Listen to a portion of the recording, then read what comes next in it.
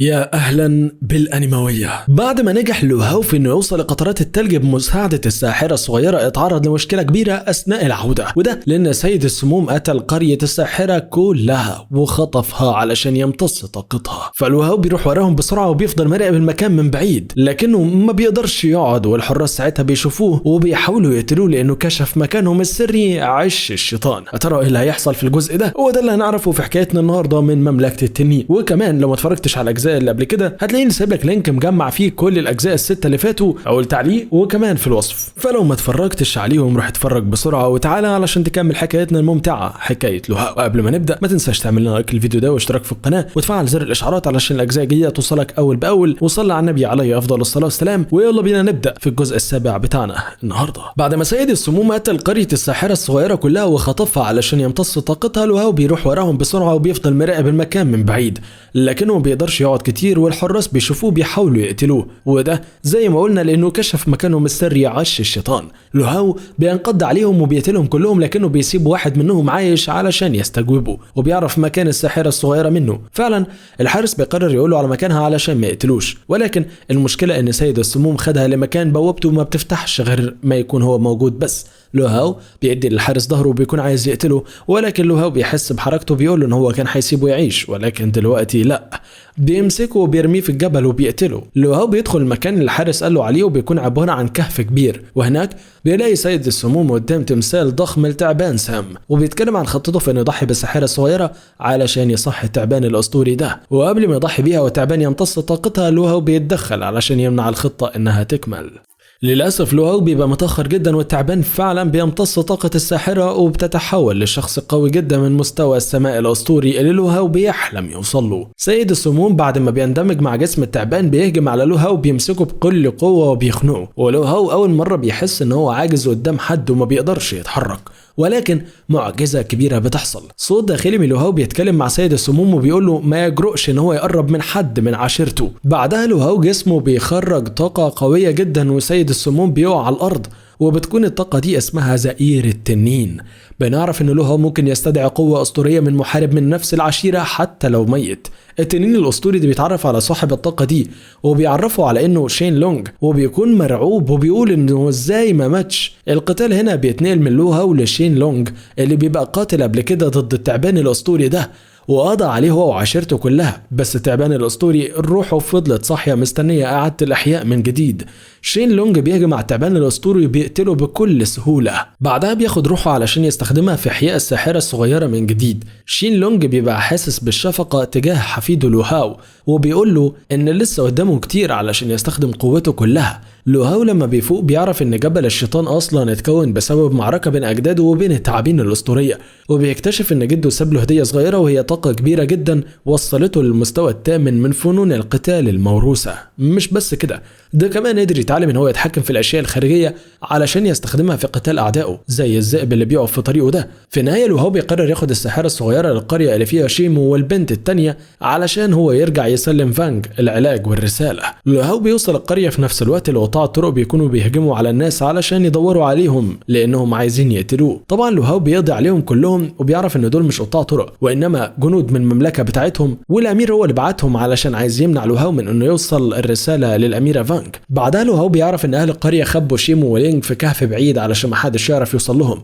لو هاو بيروح لهم وبيعرف من لينج ان الامير التاني نصب له فخ كبير وبيحاول يقتله بكل الطرق، وبتطلب منه يرجع العشيره بتاعته بسرعه علشان يسلم فانج الرساله. بالليل بنشوف مجموعه من جنود المملكه بيتكلموا عن لو هاو وبيقولوا ان هو قوي جدا بس مش اقوى من 1000 محارب المقدسين، وقبل ما يكملوا كلامهم بيلاقوا لو هاو قتل كل جنود الجبهه الاماميه وبيهربوا بسرعه علشان يبلغوا باللي حصل ده. ولكن طبعا لو هاو ما بيسمح لهمش بده وبيهجم عليهم وبيقتلهم بسرعه كبيره جدا. واحد من الجنود بيعرف ان الجبهه الاماميه كلها اتقتلت فبيرجع يبلغ قائد الجيش. قائد الجيش بيبقى متعصب جدا وبيقول ان مستحيل واحد بس يقضي على جيشه كله، بيبقى مستعد علشان يقود باقي الجيش ويروحوا يقتلوا لو هاو، ولكنه ما بيلحقش ولو هاو بنفسه بيكون وصل للخيمه بتاعته وبيقتل الجندي بتاعه. قائد الجيش بيفضل يضحك وبيقول له كان معاك فرصه تهرب للعشيره بتاعتك ولكن غرورك جابك لحد عندي، وبيستعد بقى علشان يقاتل لو هاو. بيفضل يقول له ان هو هيموت دلوقتي حالا، ولكن لو هاو بيجيبه على الارض من اول ضربه. اخيرا تاني يوم الصبح لو هاو بيرجع للعشيره وبيقدم قطرات التلج للدكتور شوان وبيسلم الرساله للاميره فانج، وبكده لو هاو ما بقاش قدامه اي حد غير هوان يو. هوان يو في الوقت الوقت ده بيبقى متعصب جدا لما عرف ان لو هاو رجع للعشيره رغم العقبات اللي حطها قدامه، وبيقول ان هو هيقتل لو هاو ومش مهم معاه سمعته اللي هتبوظ في العشيره كلها. لو هاو بيرجع للطائفه بتاعته وبيبلغ العجوز الشيانج ان هو هيقاتل هوان يو، وبيقول له ان لو ده هيأثر عليه هو ممكن يقتل هوان يو ويهرب من الطائفه وينهي العلاقه بين المعلم والتلميذ بتاعه. الشيانج بيطلب منه يخرج بره علشان يكمل اكل وما بيهتمش بكلامه وما بيوافقش حتى ان هو يساعده في التعليم. لو هاو بيروح يطمن على تشونج وبيعرف ان هو هياخد 3 ايام علشان يتعافى من مرضه، وبيطلب من الطبيبه انها تعتني بيه بعد كده. وقبل ما يقولها السبب بيلاقي هوان يو داخل عليهم وبيتهم ان هو اللي اصاب تشونج. زعيم العشيره كلها بيبقى مع هوان يو وبيكون متفق مع كلامه، ولما لو هاو بيرفض الاعتراف بالذنب ما عملوش، هوان يو بيستغل السلطه علشان يهجم عليه تحت مسمى ان هو بيطهر العشيره من الفاسدين. طبعا لو هاو بيقدر يضربه بكل سهوله من غير حتى ما يتحرك خطوه واحده من مكانه. هوان يو بيكون مستغرب ان لو هاو قدر يضربه وبيعرف ساعتها ان هو مقاتل اسطوري. لو هاو بيبدا في الهجوم على هوان يو اللي ما بيقدرش يصد ضربات لو هاو. لو هاو بيقدر يستخدم طاقته الروحيه علشان يأذي عقل هوان يو، ولما زعيم العشيره بيشوفه بيقرر يتدخل لان هو سيد الروحانيات وما ينفعش لو هاو يستخدم نفس الاسلوب وهو موجود، علشان كده بيهجم عليه. لو هاو ما بيتهزش من هجومه عليه وبيوجه له ضربه قويه هو كمان، وبكده لو هاو بيقاتل 2 من اقوى الاقوياء في العشيره كلها. مش بس بيقاتلهم، لا ده بيعلمهم درس قوي جدا وبيخليهم يعرفوا هم بيقاتلوا مين كويس وانه مش مجرد تلميذ في العشيره. وان يو بيعرف ان هو ملوش فرصه مع لو هاو، فبيقرر ان هو يترجاه علشان يسيبه يعيش، وبيقول له ان هو حكم عليه غلط وانه ما كانش يعرف ان هو بالقوه دي كلها. لو هاو بيبقى واخد قرار ان هو يقتله ومهما ترجاه مش هيسيبه. فعلا لو هاو بيضربه ضربه بسيفه وبيقتله. بعدها لو هاو بيعرف ان ملوش مكان في العشيره علشان كده بيهرب منها قبل ما سيد الطائفه يوصل. العجوز الروحاني بيقرر ان هو يستدعي سيد الطائفة بسرعة، وفعلا ده بيحصل. ولو هاو بيلاقي نفسه اتربط بسلاسل قوية واتسحب للعشيرة من جديد، واللي بيكون سحبه هو سيد الطائفة تشين. لو هاو بيحاول يشرح اللي حصل ويبرر موقفه، ولكن تشين بيمنعه وبيستخدم طاقة كبيرة جدا علشان تسيطر عليه. بعدها بيقول للو هاو ان هو مش هنا علشان يكتشف الحقيقة، انما وجوده علشان يلاقي الشخص يتحمل العواقب. تشين بيهجم على لو هاو علشان يقتله، ولكنه بيتفاجأ بطاقة رهيبة بتدافع عنه وبتصد هجومه. تشين بيستغرب ان في حد ممكن يقف قصاد زعيم الطائفة، ولما بيبص بيلاقي العجوز شيانج ومعاه موفي فان.